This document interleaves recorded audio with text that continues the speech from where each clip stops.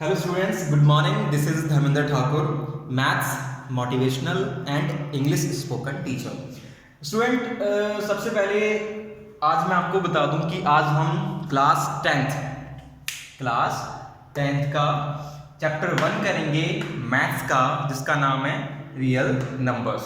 इस चैप्टर को सॉल्व करने से पहले स्टूडेंट्स मैं आपको बताना चाहता हूँ एक बात जो कि बहुत ही इंपॉर्टेंट है, और वो बात ये है कि मैंने अब तक जितने बच्चे पढ़ाए हैं, कई बच्चों के मन में ना मैथ का डर देखा है। बच्चे इतना डरते हैं मैथ से कि पता नहीं क्या हो मैथ। लेकिन मैं ये कहूँगा कि ऑल सब्जेक्ट्स में सबसे ज़्यादा इजी सब्जेक्ट जो है वो हमारा मैथ्स है। और सबसे बड़ी बात ये है कि ये डिपेंड करता है किस पे? प्रैक्टिस पे। अगर आपको आदत है प्रैक्टिस करने की, सेल्फ स्टडी करने की, और आप बार बार चीज़ों को प्रैक्टिस कर रहे हैं, वो मैथ ही नहीं, चाहे कोई भी सब्जेक्ट हो, मैं तो ये कहता हूँ कि अगर आप किसी भी सब्जेक्ट की बार बार प्रैक्टिस करेंगे तो आपको वो बहुत अच्छे से आ जाएगा।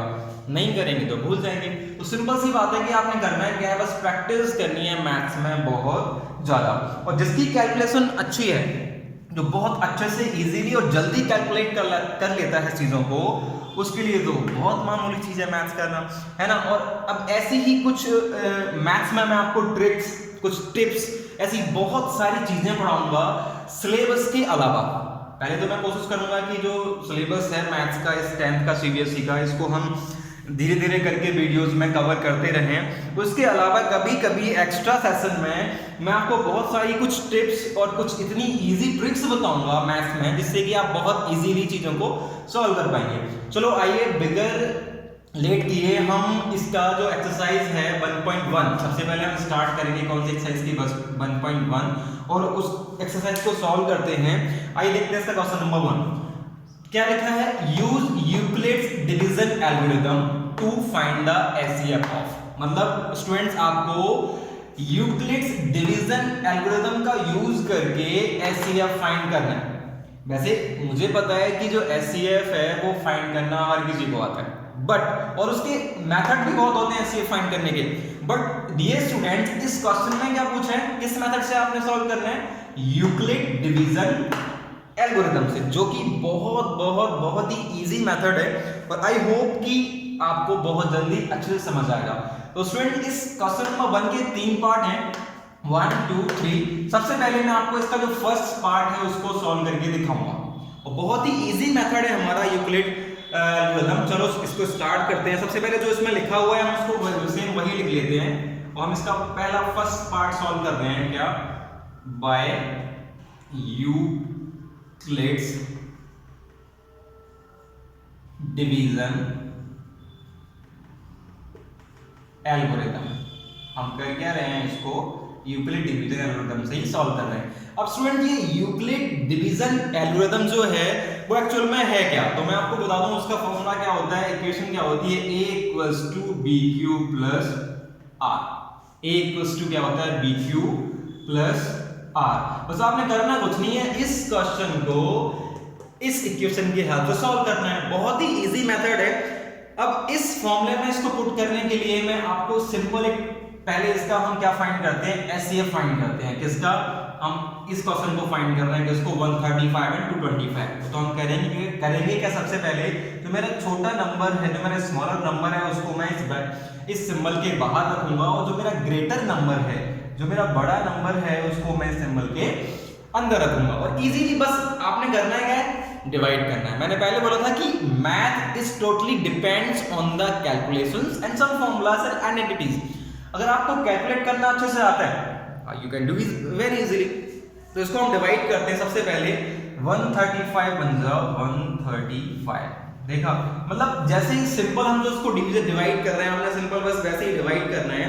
आप करेंगे क्या? इसमें से इसको माइनस करेंगे। 5 से 5 गया 0, यहाँ कितना बचा? 90, और यहाँ कितना बचेगा? 2 से गया 0, कुछ भी नहीं बचा यहाँ पे। तो अब आप देख सकते हैं कि यहाँ पे कोई भी डिजिट नहीं है। ध्यान रखना, हम क्या फाइंड कर रहे हैं? एचसीएफ फाइंड कर रहे हैं। डिवीजन मेथड से फाइंड करेंगे, फिर उसको इस यूक्लिड डिवीजन एल्गोरिथम में पुट करेंगे। बहुत इजी मेथड है, आप देखते जाइए बस। अब हमारे पास यहाँ कोई भी डिजिट नहीं है, कोई बात नहीं, डिजिट नहीं है, तो हम करेंगे क्या? फिर से सेम ये सिंबल यहाँ ऐसे पुट करेंगे, इस डिजिट को हम यहाँ रखेंगे 135 को, ये मैंने रख दिया। और सिंपल जैसे मैंने इसको डिवाइड किया था वैसे ही से मैं इसको भी डिवाइड करूंगा। तो 91 जा 90, 92 जा कितना होता है 180, तो ज्यादा हो गया, तो 91 जा 90 मैंने यहाँ लिखा। फिर आप करेंगे क्या, जैसे सिंपल आपने इसमें से इसको माइनस किया था, आप इसमें से उसको क्या कर देंगे, माइनस कर देंगे। जब आप इसमें से इसको माइनस करेंगे तो आपका कितना आएगा 45, 5 का 5, 13 से 9 जाएंगे तो कितना बचेगा हमारा 4। अगेन आप देख सकते हैं कि अब आपके पास यहाँ भी कोई डिजिट नहीं है, तो कोई डिजिट है नहीं तो आप करेंगे क्या, फिर से आप वही सेम करेंगे, आप यहाँ पे सिंबल लगाएंगे और 90 जो है आप यहाँ रख देंगे। 45 2 सा कितना हो गया 90, 90 से 90 क्या बचा 0। अब मैं आपको बता दूं, देखो बहुत ही इजी मेथड है ये जो मेरा लास्ट में डिजिट बचा हुआ है ना, वो मेरा क्या है SCF है। जो भी लास्ट में लेफ्ट हैंड साइड में डिजिट बचेगा वो क्या होगा आपका HCF होगा। आइए अब इसी चीज को हम इस यूक्लिड एल्गोरिथम में पुट करते हैं। सबसे पहले ए मतलब हमारा क्या है, ये डिविडेंड, ये हमारा क्या है डिविडेंड, ये हमारा क्या है डिवाइजर, ये हमारा क्या है क्वेसेंट, और जो लास्ट में बचता है वो हमारा क्या होता है रिमाइंडर। तो आइए इन चीजों को इसमें पुट कर देते हैं। जो चीज इन सिंबल के अंदर है, मतलब जो डिविडेंड है उसको हम यहां लिखेंगे 225, मैंने यहां लिखा, इक्वल्स टू का इक्वल्स टू लगाया, क्या लिखा है BQ, मतलब आप इसको इससे क्या करेंगे मल्टीप्लाई, मैंने करा 135 मल्टीप्लाई 1 प्लस रिमाइंडर। जब मैंने इससे इसको डिवाइड किया तो मेरा रिमाइंडर कितना आया था 90, जो मैंने यहां लिखा देखिए 90। फर्स्ट स्टेप मेरा कंप्लीट। अब फिर मैं नेक्स्ट स्टेप की तरफ बढ़ता हूं। अगेन इस सिंबल के अंदर अब डिजिट मेरा कौन सा है 135, तो मैंने यहां क्या लिखा 135। इस 135 के लेफ्ट में क्या है 90 और राइट में क्या है 1। फिर मैं क्या करूंगा 90 को 1 से मल्टीप्लाई, मैंने कर दिया 90 को 1 से मल्टीप्लाई। फिर रिमाइंडर मेरा कितना बचा था इसमें 45, जो मैंने यहां लिखा 45। क्लियर। अगेन अब फिर से स्टेप आगे जा चलते हैं क्योंकि इसमें और भी स्टेप हमें दिए हुए हैं। फिर मैंने देखा इस सिंबल के अंदर क्या डिजिट लिखा हुआ है 90, मैंने यहां क्या लिखा 90 लिखा, बहुत इजी। फिर इसके लेफ्ट में क्या लिखा था 45, जो मैंने यहां लिखा। इसके राइट में क्या लिखा है क्वेश्चन 2, जो मैंने यहां लिखा, प्लस रिमाइंडर मेरा कितना बचा यहां पे 0।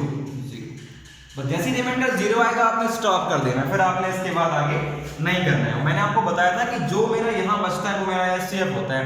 सेम वैसे ही ये देखिए डिजिट यहां पे क्या बचा 45 बचा, ये क्या है मेरा SCF, तो आप लिख सकते हैं SCF इक्वल्स टू 45। ये आपका आ गया क्या SCF by Euclid division algorithm. Same ऐसे ही आपने इसका जो है वो सेकंड पार्ट करना है और थर्ड पार्ट करना है। देखो कितना इजी था ये क्वेश्चन, जो कि बहुत ही इजी तरीके से मैंने आपको करना सिखा दिया। वैसे तो आप डायरेक्ट इस क्वेश्चन को इसमें पुट कर सकते हैं, बट रब तो आपको फिर भी करना ही पड़ेगा ना, और फिर आपको पता नहीं चलेगा कि ये जो वैल्यू सारी आ रही है रखने के लिए, वो वैल्यू आ कहां से रही है। तो मैंने आपको तरीका भी बता दिया कि आप इस तरीके से डिवाइड करके वो सारी वैल्यूज फाइंड कर सकते हैं, उन सारी वैल्यूज को आप यहां पे पुट कर सकते हैं।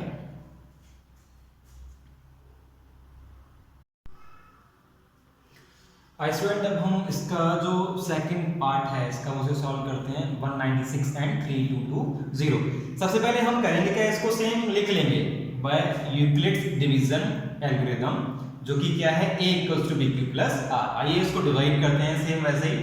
196 दे रखा है हमें और कितना दिया हुआ है 38220। बहुत इजी है और जरूरत नहीं है मुझे आपको बताने की कि जो छोटा नंबर है वो इसको हम एज अ डिवाइजर रखेंगे और बड़े नंबर को एज अ डिविडेंड रखेंगे, नो इशू। बट फिर भी चलो मैं आपको बता देता हूँ एक बार। अब इसको हम डिवाइड करेंगे तो कितने टाइम्स आएगा 1 टाइम्स आएगा हमारा, और कितना आएगा 196, क्योंकि अगर 2 टाइम्स करेंगे तो क्या है जो डिजिट है वो हमारा ज्यादा आ जाएगा। इसको माइनस करेंगे तो हमारा कितना आएगा ये 186।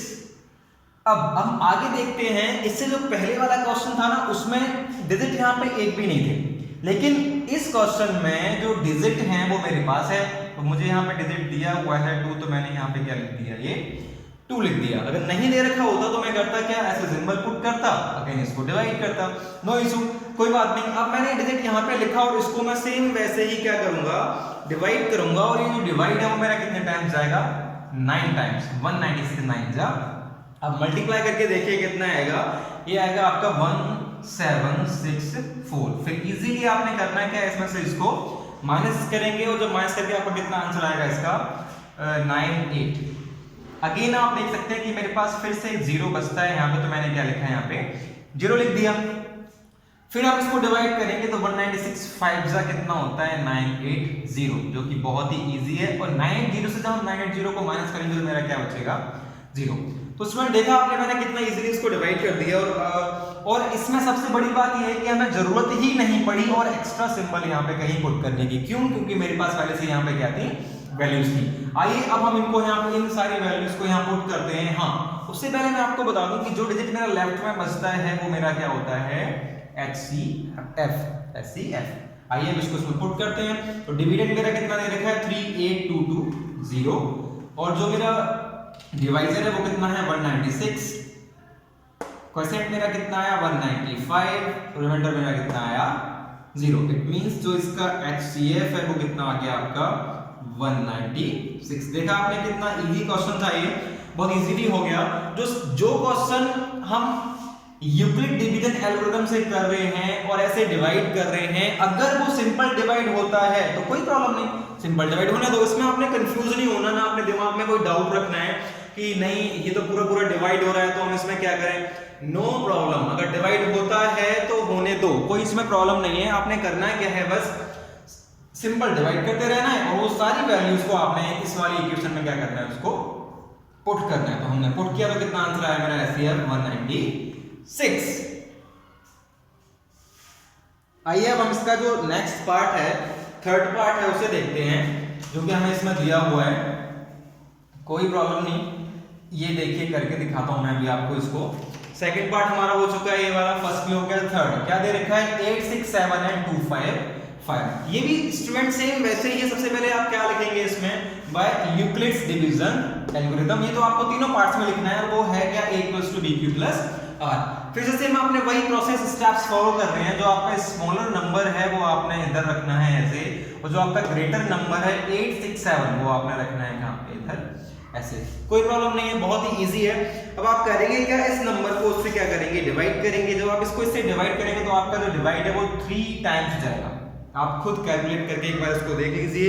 जब आप इसको डिवाइड करेंगे तो मल्टीप्लाई करके कितना आएगा आपका 765। अब आपने करना क्या है, इसमें से सिंपल इसको माइनस कर देना है। माइनस करके आपको कितना बचेगा यहाँ पे 102। नाउ यू कैन सी कि अब आपके पास फिर से सेम यहाँ पे कोई भी डिजिट नहीं है। क्या आपको कोई डिजिट यहाँ दिख रहा है 7 के बाद, नो डिजिट। तो आप करेंगे क्या, आप फिर से वही सिंबल ऐसे पुट करेंगे और आप यहाँ पे क्या लिखेंगे 255 जो आपको यहाँ पे दिया हुआ था, और आप सिंपल वैसे ही सेम डिवाइड करेंगे। तो ये 102 2 टाइम्स जाएगा, 2 2 जा 4 0 2 1 जा 2, कितना बचेगा 5 से 4 गया 1, यहाँ कितना आ गया आपका 5, और 2 से 2 क्या बचेगा 0। फिर से आप देखिए कि 255 के बाद यहाँ पे फिर आपके पास कोई डिजिट नहीं है, तो आप फिर से वही सेम करेंगे, सिंबल पुट करेंगे और यहाँ 102 लिखेंगे जो आपने यहाँ लिख दिया।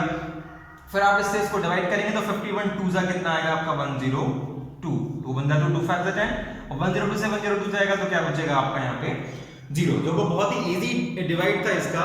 आइए हम इन सारी वैल्यूज को क्या करेंगे, इस इक्वेशन में पुट कर देते हैं। सबसे पहले मेरा डिविडेंड कितना दे रखा है, ध्यान रहे आपको जो भी आप इक्वल टू के लेफ्ट हैंड साइड में वैल्यूज लिखेंगे वो आपने वो वैल्यूज लिखनी है जो इस सिंबल के ये अंदर है। मतलब डिविडेंड जो आपको दे रखा है, कितना दे रखा है ये 8 6 7, यहां आप क्या इसको इससे फिर आपने करना है क्या मल्टीप्लाई, मतलब quotient divisor multiply quotient, plus आपने क्या कर देना रिमाइंडर, कितना दे रखा है रिमाइंडर आपको 102।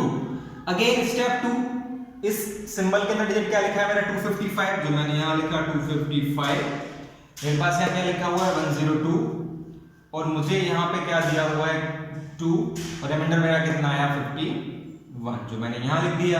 अगेन फिर से मेरे पास वैल्यूज और भी हैं, तो मैंने यहाँ लिखा कितना 102, मेरे पास डिवाइजर कितना दे रखा है 51, और मेरे पास क्वोशिएंट कितना आया था 2 जो मैंने यहाँ लिखा, प्लस रिमाइंडर मेरे पास कितना आया 0। Now finally we got the answer, HCF is 51। मैंने बताया था कि जो डिजिट सबसे लास्ट में बचता है वो हमारा क्या होता है HCF होता है। तो जो देखिए लास्ट में बताना रिमाइंडर से पहले ये, तो ये हमारा क्या है HCF है। तो देखिए स्टूडेंट हमने कितने इजी तरीके से तीनों जो पार्ट थे इस क्वेश्चन नंबर 1 के वो बहुत इजी तरीके से सॉल्व कर लिए, बहुत ही आसान है ये। और बस आपने करना है क्या है, इन सारे क्वेश्चंस को पहले तो अपनी डायरी में या नोटबुक में लिखना है। लिखने के बाद आपने करना है क्या है, इनकी बार बार प्रैक्टिस करनी है। जितनी बार आप इसकी प्रैक्टिस करेंगे उतना आपको अच्छे से ये समझ आएगा और आप कर पाएंगे। तो बस आप प्रैक्टिस करिए इसकी। फिर इसके बाद हम देखते हैं इसका क्या, question number 2।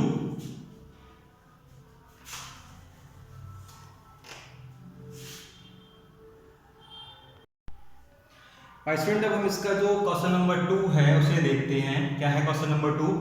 So that any positive odd integer is of the form 6q plus 1 और 6q plus 3 और 6q plus 5 where q is some integer। इसने हमें क्या बोला है कि हमें प्रूफ करना है कि जो ये 6q plus 1 है, 6q plus 3 है और 6q plus 5 है, ये क्या है, ऑड पॉजिटिव ऑड इंटीजर, हमें ये प्रूफ करना है। आप देख सकते हैं कि देखिए यहाँ पर 1 है, यहाँ क्या है 3 है, यहाँ क्या है 5 है, मतलब ये पहले से ही ऑड और पॉजिटिव तो है क्योंकि यहाँ क्या लगा हुआ है प्लस, ये पहले से ही क्या है पॉजिटिव ऑड इंटीजर है, बट आपने बस इसे प्रूफ करके दिखाना है, शो करना है कि ये जो है कैसे ऑड पॉजिटिव इंटीजर है। तो आइए इसको हम सॉल्व करते हैं। अब हमें कोई भी इंटीजर इसमें गिवन नहीं है तो हम पहले इसको लेट कर लेते हैं। Let a be any positive integer, let a be any positive integer. मान लिया मैंने कि कोई a है, जैसे हम x y z कुछ भी मान सकते हैं, नो इशू। आप मैंने लिखा let a be any positive integer, जो a है वो मेरा कोई पॉजिटिव इंटीजर है और b इक्वल्स टू मुझे क्या दे रखा है 6। आप देख सकते हैं क्या लिखा है 6q plus 1। तो ये जो 6 है ना, ये मेरी b की वैल्यू है। जो 6 जहां ना ये 6 लिखा है ना, ये मेरी किसकी वैल्यू है b, क्योंकि आपने देखा होगा यूक्लिड एल्गोरिथम में क्या था, Euclid algorithm a equals to bq plus r। आप देख सकते हैं bq plus r, मतलब ये क्या है r है, ये q है और ये क्या है b है। तो इसलिए मैंने यहाँ पे क्या लिखा b equals to 6। आपने कंफ्यूज बिल्कुल नहीं होना। अगर यहाँ लिखा होता ना 7q plus 1 तो यहाँ मैं लिखता b equals to 7। अगर यहाँ लिखा होता 8q plus 1 तो मैं यहाँ b equals to मैं क्या लिखता 8 लिखता। मतलब जो b की जगह पे जो वैल्यू लिखी हुई है मैंने वही वैल्यू यहाँ पे लिखनी है। अगर यहाँ लिखा होता ना 10q plus 1 तो मैं यहाँ b की जगह क्या लिखता 10 ही लिखता। तो आपने कंफ्यूज नहीं होना बिल्कुल भी, इसलिए मैंने यहाँ पे क्या लिख दिया b equals to 6। सेम वैसे ही करना है हमने क्या, then by Euclid algorithm, then by Euclid's algorithm, जो कि मैंने अभी आपको क्वेश्चन नंबर 1 में भी करके दिखाई थी। क्या थी वो, a equals to bq plus r, a equals to क्या bq plus r। इसमें मैं आपको बता दूं जो r है, जो r मैंने ये लिखा हुआ है ना, ये r जो है वो 0 से बड़ा भी हो सकता है और 0 के बराबर भी हो सकता है। जो r की वैल्यू है ना वो मेरी 0 भी हो सकती है, 0 से बड़ी भी हो सकती है, लेकिन r हमेशा b से छोटा रहेगा, चाहे कुछ भी कंडीशन हो। अगर r जो है ना उसके लिए यही कंडीशन है कि जो r है वो 0 से बड़ा भी हो सकता है और 0 के बराबर भी हो सकता है, लेकिन b से हमेशा छोटा रहेगा। अब आप खुद बताओ, अगर b इक्वल्स टू 6 है तो r की वैल्यू मेरे पास क्या होगी 0 1 2 3 4 5। क्यों? क्योंकि 6 क्यों नहीं होगी, क्योंकि r हमेशा क्या होता है b से छोटा होता है। अगर यहाँ पे 10 होता तो मैं यहाँ पे लिखता 6 7 8 9 तक वैल्यूज लिखता। अगर यहाँ पे 8 होता तो मैं 7 तक वैल्यूज लिखता। तो आपने कंफ्यूज बिल्कुल नहीं होना। तो मैंने क्या लिखा r इक्वल्स टू 0 1 2 3 4 5। अब आपके पास r की भी वैल्यूज है, आपके पास b की वैल्यू भी है। आपने करना है क्या है, इस इक्वेशन में क्या करना है, आपने वो सारी वैल्यूज पुट कर देनी है। तो चलो कर देते हैं पुट। यहाँ पे यहाँ कर लिख देता हूं मैं क्या, a equals to 6q plus 0, फिर 6q plus 1 6q plus 2,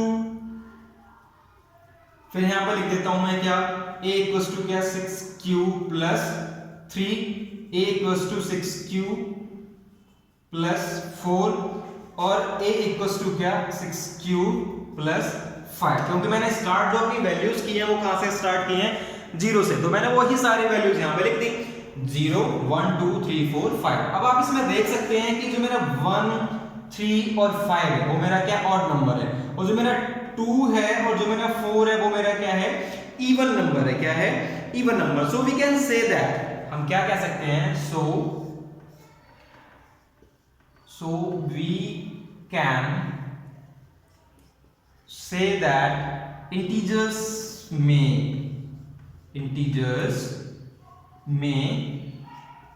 odd और इवन, जो इंटीजर्स है ना हमारे, वो ऑड या इवन हो सकते हैं, कोई इशू नहीं है। पॉजिटिव तो पहले से ही पॉजिटिव है तो कोई प्रॉब्लम नहीं। So we can say that integers में ऑड और even. Therefore 6q plus 1 and 6q plus 3 और 6q plus 5 are odd positive integer. यही तो हमें प्रूफ करना था कि जो हमारे ये डिजिट्स हैं, जो हमें ये लिखे हुए हैं, वो हमारे क्या हैं? ऑड पॉजिटिव इंटीजर्स हैं कि नहीं। तो देखो मैंने आपको करके दिखाया, सारी वैल्यूज पुट कर दी, 0 1 2 3 4 5 4 सारी वैल्यूज में हमारी लिखी हुई है यहाँ पे। और आप इसमें देख भी पा रहे हैं कि जो मेरा 1 3 और 5 है वो मेरे ऑड नंबर्स हैं, 2 और जो मेरा 4 है वो क्या है? मेरा इवन नंबर्स है। जब मैंने देखा कि इसमें ऑड इवन दोनों ही हैं, तो मैं लिख सकता हूं क्या? So we can say that integers में ऑड और इवन, जो इंटीजर्स हैं वो हमारे ऑड और इवन कुछ भी हो सकते हैं। Therefore 6q plus 1 6q plus 3 और 6q plus 5 are odd positive integers. ये हमारे जो हैं वो क्या है? ऑड पॉजिटिव इंटीजर्स हैं। तो स्टूडेंट ये है हमारा क्या? Question number 2। स्टूडेंट अब हम इसका जो क्वेश्चन नंबर 3 है उसे देखते हैं। क्या लिखा हुआ है? An army contingent of 616 members is to march behind an army band of 32 members. मतलब इतने मेंबर्स को, 616 मेंबर्स को 32 मेंबर्स के पीछे मार्च करना है, परेड करना है। The two groups are to be march in the same number of column. जो दो ग्रुप है ना, उनको जो नंबर ऑफ कॉलम्स है ना सेम, उनमें मार्च करना है। What is the maximum number of columns in which they can march? तो हमें ये बताना है कि जो टोटल 616 मेंबर्स हैं, तो मैक्सिमम नंबर ऑफ कॉलम्स हमारे पास कितने हों जिसमें वो इक्वली क्या कर सकें? मार्च कर सकें। तो बहुत ही इजी क्वेश्चन है हमारा इसमें। By HCF we can find, अगर if we will find the HCF of 616 and 32, ये दो नंबर्स का अगर हम एचसीएफ फाइंड करेंगे ना, तो हम इजीली ये फाइंड कर पाएंगे कि जो कितने नंबर ऑफ कॉलम्स हैं जिनमें वो इक्वली क्या करेंगे? मार्च कर पाएंगे। तो कर लेते हैं इसको सॉल्व। आप लिख सकते हैं एचसीएफ, सॉल्व करते हैं इसको हम यहाँ पे। HCF of what? 616 and 32 will give the maximum number of columns. मतलब जब आप इसका एचसीएफ फाइंड करेंगे तो आपको जो मैक्सिमम नंबर ऑफ कॉलम्स हैं वो आपको मिल जाएंगे जिसमें वो मार्च करेंगे। तो आइए फाइंड करते हैं। 32 जो मेरा स्मॉलर नंबर है वो मैंने यहाँ लिखा, और 616 को मैंने कहाँ? इधर लिखा। बहुत ही इजी हो गया, सिंपल। अब आपने क्या करना है? इसको डिवाइड करना है। 32 1 32, क्योंकि 32 ज़्यादा हो जाएगा। इसमें से हम इसको क्या करेंगे? माइनस, तो कितना बचेगा मेरा? 61 से 32 को माइनस करेंगे तो कितना बचेगा? 29, और यहाँ कितना आ गया मेरा? 6। बहुत ही इजी है। फिर हम करेंगे कि अगेन इसको डिवाइड करेंगे तो मेरा कितने टाइम्स आएगा? ये 9 टाइम्स। 32 9 जा कितना होता है? 288। अब आप सेम फिर से वही करेंगे रिपीट, इसको इसमें से माइनस करेंगे तो कितना आएगा आपके पास? क्या? 8 आएगा। अब आप चेक कर सकते हैं, अब आपके पास यहाँ कोई डिजिट नहीं है। जब कोई डिजिट नहीं है तो हम क्या करेंगे? इस डिजिट को यहाँ लिखेंगे।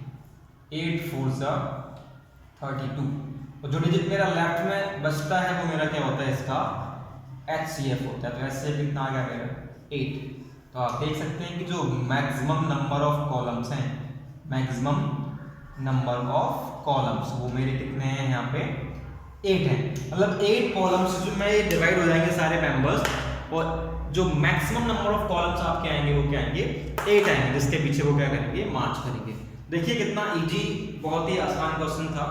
अब आप इसको लिख लीजिए, और आपने करना क्या है? बार बार बस इसकी प्रैक्टिस करनी है। जितनी आप इसकी प्रैक्टिस करेंगे उतना अच्छे से आपको ये समझ आएगा। स्टूडेंट अब हम इसका क्वेश्चन नंबर 4 देखते हैं। Use Euclid's division lemma to show that the square, ध्यान रखना इसमें इसके बाद एक और क्वेश्चन है वो सेम इसी की तरह है बस उसमें क्यूब बोला गया है। Use Euclid division lemma to show that the square of any positive integer. आपने यूक्लिड डिवीजन लेमा जो एल्गोरिथम अभी हमने यूज की थी उसको यूज करना है और आपने क्या प्रूव करना है कि स्क्वायर किसी भी पॉजिटिव इंटीजर का अगर हम स्क्वायर करेंगे तो वो किस फॉर्म में आएगा, 3m plus 1 for some integer m। कोई भी इंटीजर्स हो सकते हैं, वो इंटीजर्स आपको गिवन नहीं है। देखा बहुत ही इजी था इसका स्टेटमेंट। क्या लिखा हुआ है कि आपने यूक्लिड डिवीजन लेमा का यूज करना है और आपने प्रूफ करना है कि आप किसी भी इंटीजर का अगर स्क्वायर करते हैं तो वो किसकी फॉर्म में उसका आंसर आना चाहिए, 3m और 3m plus 1 की फॉर्म में इसका आंसर आना चाहिए। तो फ्रेंड जब कभी भी आपको इस टाइप का क्वेश्चन आएगा तो आप उसमें ना एक सिंपल सी चीज लिखेंगे। क्या सॉल्व कर रहे हैं हम इस क्वेश्चन को, let x be any positive integer. कोई इंटीजर पॉजिटिव हमें कोई इंटीजर गिवन तो नहीं है ना, आप कोई भी अल्फाबेट मान सकते हैं, जरूरी नहीं है x ही माने, as you wish, whatever you want you can. So let x be any positive integer then it is of the form. तो हमें किस फॉर्म में लिख सकते हैं इसको, 3q plus 1 और 3q plus 2। और ये जो क्वेश्चन में जो मैंने दो लाइनें लिखी हुई है ना, आपको ये बुक में जब आप अपनी बुक खोलेंगे तो आपको हिंट में भी ये लिखा हुआ होगा, तो आपको हिंट मिलेगी तो आप उसमें इसको लिख सकते हैं, ना भी मिले तो भी आप इजीली आपको इसको लिख सकते हैं। ऐसा कुछ ज्यादा डिफिकल्ट लाइन तो ये है नहीं। अब हमने करना है क्या, इसका स्क्वायर। अब हम क्या करेंगे, इन लाइंस का स्क्वायर करेंगे। सबसे पहला नंबर मेरा क्या है, 3q है, मैंने यहाँ क्या लिखा 3q। मुझे करना क्या है, इसका स्क्वायर करना है। ये मेरा केस 1 है, मैंने लिखा है यहाँ पे केस 1। मुझे करना है क्या, इसका सबसे पहले स्क्वायर करना है। स्क्वायर करूंगा तो यहाँ पे कितना आएगा, 3q को मैं क्या करूंगा 3q से मल्टीप्लाई, कितना हो गया 3 3 9q स्क्वायर। ओके, ध्यान रखना बस मुझे किस फॉर्म में लिखना है इसको, 3m की फॉर्म में लिखना है। तो ठीक है, एक काम करता हूं मैं 3 इसमें से कॉमन ले लेता हूं, 3 3 से कितना हो गया 9 होगा ही होगा। बस अब आपने करना क्या है, जो मैंने इस ब्रैकेट के अंदर लिखा है ना उसको लेट करना है। मैंने लिखा है यहाँ पे क्या, लेट m इक्वल्स टू मैंने क्या मान लिया 3q का स्क्वायर। मतलब जो चीज मुझे ब्रैकेट में लिखी हुई थी ना वो मैंने किस में मान ली, m माना। मैंने क्या माना उसको m। अब इस 3 को तो सेम वैसे का वैसा लिख दो आप, नो इशू। और जो इस पूरे डिजिट को आपने क्या माना हुआ है m, तो आप यहाँ पे क्या लिख देंगे m। तो देखिए पहला मेरा जो है आंसर आ गया 3m। क्लियर। अब ऐसे ही इसका हम केस 2 देखते हैं। ये देखिए यहाँ मैं आपको करके दिखाता हूँ उसका क्या, केस 2। केस 2 में हम किसका स्क्वायर करेंगे, 3q plus 1 का। वो भी बहुत इजी है, 3q plus 1 का स्क्वायर।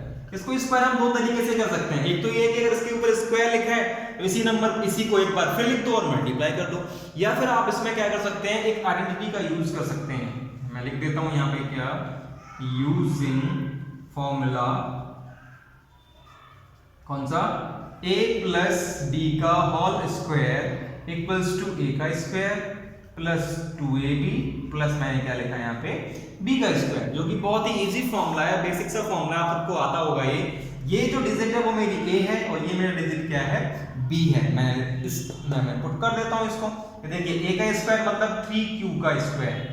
ये देखिए मैंने यहाँ पे लिखा 2ab, 2 इंटू a मेरा कितना है 3q है, b मेरे पास कितना है 1, मैंने यहाँ लिखा, प्लस b का स्क्वायर मतलब 1 का स्क्वायर। कोई प्रॉब्लम नहीं है। मैंने इसको स्क्वायर किया तो कितना आ गया 9q का स्क्वायर, 2 3 जा कितना हो गया मेरा ये 6q, 1 मेरा यहाँ वैसे का वैसा आ गया। मुझे आंसर क्या चाहिए इसका, 3m plus 1। क्या चाहिए मेरा, 3m plus 1। कोई प्रॉब्लम नहीं, मैं इसमें 3 कॉमन ले लेता हूँ फिर से, 3 3 जा 9 एंड 3 2 जा 6 कॉमन ले लिया मैंने। यहाँ क्या बचा मेरा 1। ये देखिए मैं क्रॉस चेक करके आपको दिखा भी देता हूँ, वेरीफाई करके।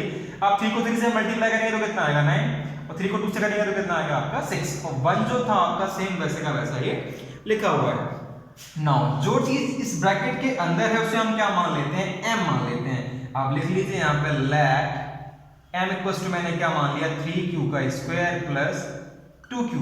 मतलब जो चीज मेरी ब्रैकेट में है उसे मैंने क्या मान लिया, m मान लिया।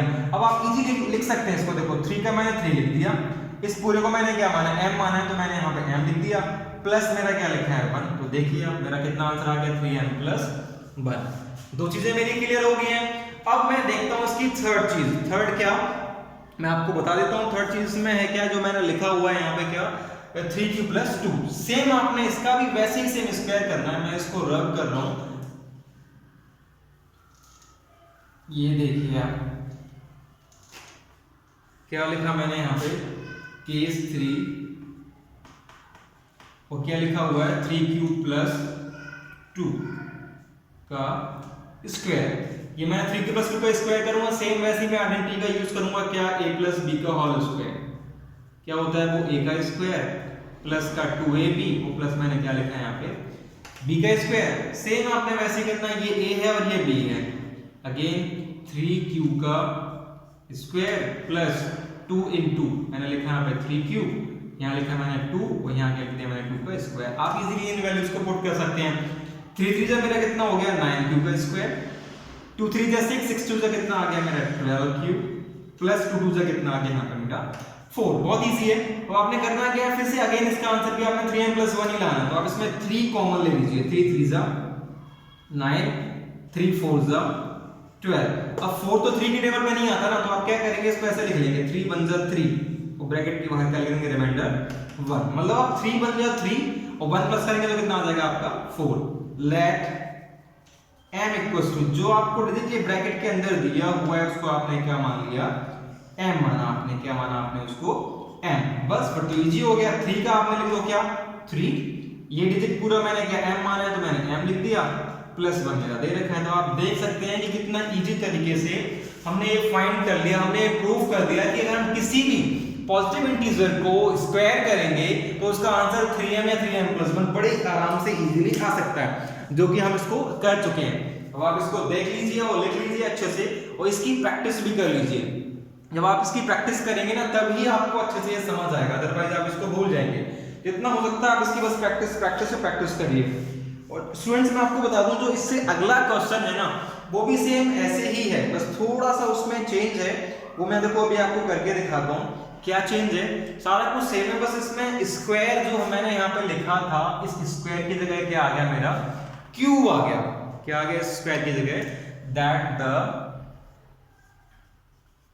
Cube is of any positive in the form, बस और यहाँ पे क्या आ गया मेरा, इसकी फॉर्म चेंज कर दी। इसकी फॉर्म में कितना आंसर आ रहा है इसका 9m, जैसे मैंने यहाँ पे 3m लिखा था ना, तो चलो मैं वही पूरा लिख देता हूँ। इसका क्या क्या क्या जो इसमें पूछा है इसने, किस फॉर्म में इसका आंसर आना चाहिए।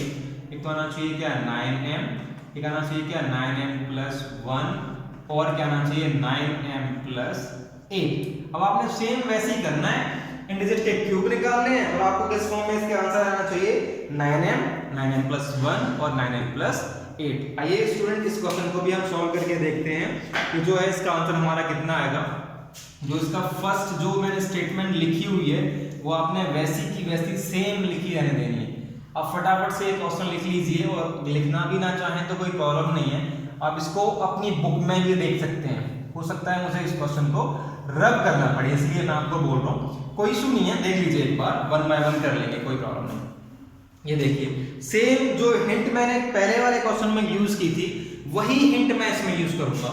Let x be any positive integer, then it is of the form 3³ + 1 और 3³ + 2। ये जो है मेरा क्वेश्चन इस एक्सरसाइज 1.1 का क्वेश्चन नंबर 5 है और बहुत ही इजी क्वेश्चन है, और इस एक्सरसाइज का ये लास्ट क्वेश्चन है 1.1। ध्यान से समझिएगा, ये बिल्कुल क्वेश्चन नंबर 4 की तरह है। क्वेश्चन नंबर 4 और 5 दोनों क्वेश्चन सेम है, तो थोड़ा सा डिफरेंस है, वहां स्क्वायर था और यहाँ क्या है क्यूब है। अब आप देख सकते हैं फिर से आपने सेम वही चीज प्रूफ करनी है, use Euclid division lemma to show that the cube of any positive integer is either of the form 9m + 1 और 9m + 8। अब आपने प्रूफ किस फॉर्म में करना है कि उसका जो आंसर है वो 9m होना चाहिए या 9m + 1 की फॉर्म में आना चाहिए, या क्या आना चाहिए 9m + 8 आना चाहिए। तो बहुत ही इजी है, आइए इसको करते हैं। अब हमने क्यूब करना है, ध्यान से देखना इस क्वेश्चन को। केस 1 में मैंने क्या करना है क्यूब करना है, तो ठीक है मैं पहला डिजिट 3³ लेता हूँ। 3³ का मैंने क्या किया यहाँ पे क्यूब किया, क्यूब का मतलब पावर 3 लगा दिया मैंने, 3³ × 3³ × मैंने क्या लिखा है यहाँ पे 3³। इन तीनों को मैंने मल्टीप्लाई किया तो कितना आ गया 3 3 जा 9, 9 3 जा कितना आ गया मेरा 27। क्यूब मेरा कितने टाइम्स है 3 टाइम्स है, 1 2 3, तो मैंने कितनी लगा दी पावर यहाँ पे 3। स्टूडेंट ध्यान रखना मुझे क्या आंसर चाहिए इसका 9m आंसर चाहिए, तो मैं कॉमन क्या लूंगा इसमें 9 ही कॉमन लूंगा। क्या कॉमन लूंगा 9, 9 3 जा 27। बहुत आसान है, ये जो मैंने यहाँ लिखा है इसको लेट कर लो क्या m, let m equals to मैंने क्या मान लिया 3 की पावर 3। इस पूरे को मैंने क्या माना m माना है, कोई प्रॉब्लम नहीं, 9 को 9 सेम लिख दो, इसको मैंने लेट m किया तो मैंने यहाँ क्या लिख दिया m। तो देखिए मेरा पहला आंसर आ गया 9m। आप देख सकते हैं फर्स्ट जो है वो मेरा आंसर फाइंड हो चुका है, कितना आया मेरा 9m आया।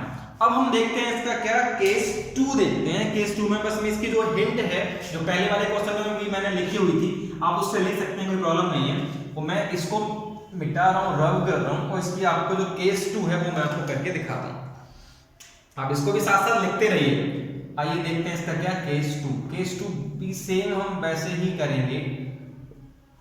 क्या करना था उसमें हमने 3q प्लस 1 को 3q प्लस 1 का मुझे क्या करना था उसमें q, नो प्रॉब्लम। अब इसमें हम फॉर्मूला कौन सा यूज करेंगे, a प्लस b का होल क्यूब। क्या होता है a प्लस b का होल क्यूब, जल्दी से बताओ, जिसको आता है वो अपने आप अपनी अपनी नोटबुक में लिखेगा। क्या होता है a cube plus b cube plus 3ab और ब्रैकेट में क्या होता है a प्लस b।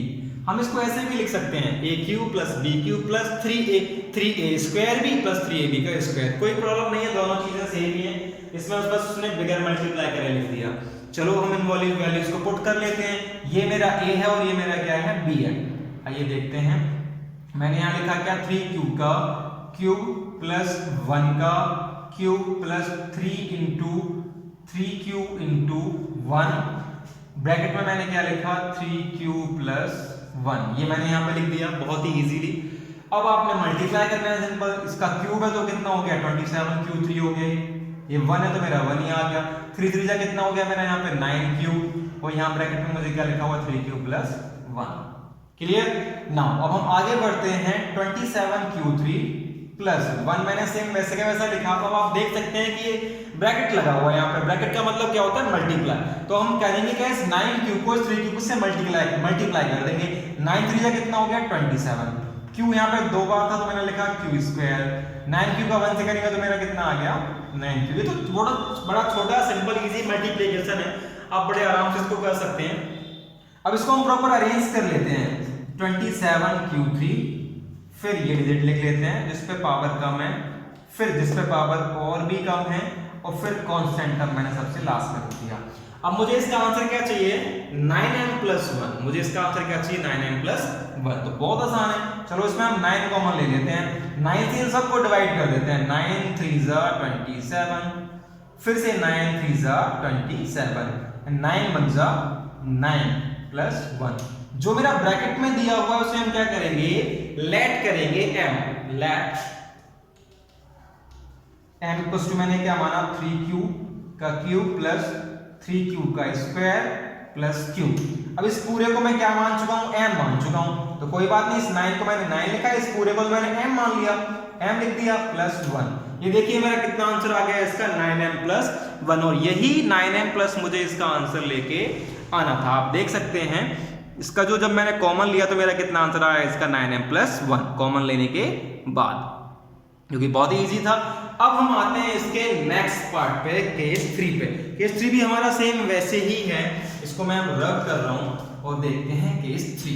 केस 3 में सेम इसी की तरह करेंगे केस 3 भी, उसका आंसर कितना आना चाहिए 9m प्लस 8। ये देखिए मैंने लिखा यहाँ पे क्या केस 3, क्या है केस 3 हमारा, मुझे क्या चाहिए 3q प्लस 2 का क्यूब करेंगे हम, किसका क्यूब करेंगे 3q प्लस 2 का क्यूब करेंगे। जैसे हमने उसमें a प्लस बी का होल क्यूब का फॉर्मूला लगाया, सेम हम वैसे ही इसमें भी सेम वही फॉर्मूला लगाएंगे। ये देखिए ये ही आइडेंटिटी आप यहाँ पे यूज करेंगे, आप इसको यहाँ पर लिख लेना। ये मेरी जो है वो a की वैल्यू है, ये मेरा क्या है यहाँ पे b की वैल्यू, रख देते हैं a cube plus b cube plus 3ab, 3 into 3q into 2 bracket 3q plus 2।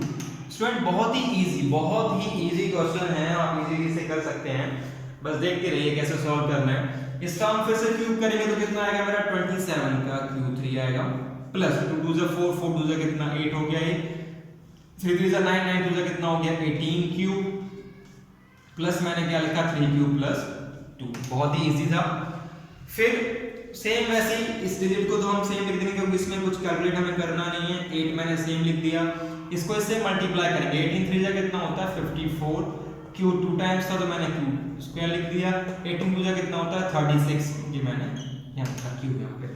फिर इसको हम प्रॉपर अरेंज कर लेंगे। 27 क्यू 3 प्लस इस डिजिट को उधर लिख लेंगे स्क्वायर वाले को, फिर जिस पे पावर 1 है और कांस्टेंट टर्म को मैंने सबसे लास्ट में लिख दिया।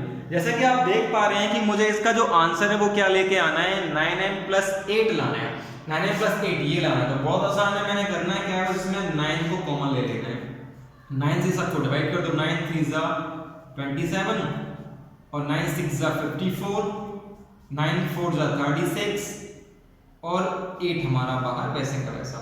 जो डिजिट मुझे इस ब्रैकेट में लिखा हुआ है इसको हम क्या करेंगे लेट करेंगे क्या m इक्वल्स टू कितना 3q का क्यूब प्लस 6q का स्क्वायर प्लस 4q, मतलब इस पूरे को मैंने क्या मान लिया m मान लिया। जब इसको m मानेंगे तो बहुत आसान हो गया है। तो देखिए 9 इस पूरी की जगह मैं क्या लिख दूंगा m लिख दूंगा 9m + 8। तो आप देख सकते हैं कि मेरा जो आंसर था वो कितना आ गया, इसका भी आंसर मेरा कितना आ गया 9m + 8 आ गया। देखिए मैंने लिखा हुआ है यहाँ पे 9m + 8 आ चुका है। अब आप इसको इजीली आराम से लिख सकते हैं।